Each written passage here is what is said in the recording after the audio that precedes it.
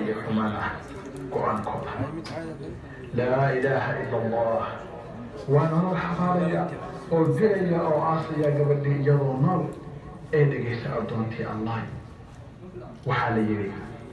صحابي لجل عبد الله بن مقفل رضي الله عنه وارضاه markii uu la fariistaba nabiga sallallahu alayhi wa sallam waxa ka muuqan jirtay wajigiisa murugo iyo tiiraanyo murugo weyn iyo tiiraanyo badan nabiga sallallahu alayhi wa sallam baa weydiiyey sababta murugadiisa aan kala go'aanahay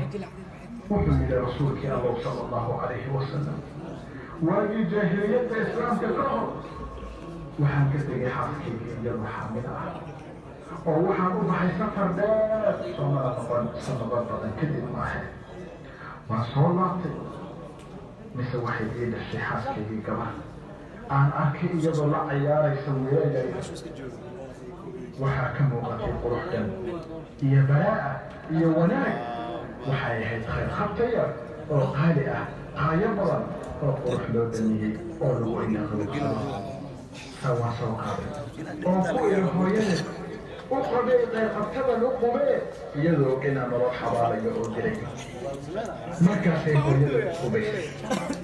وتنتي أكيد عليه وصير قحسك يدو على الحب هم يقولوا يستعرضها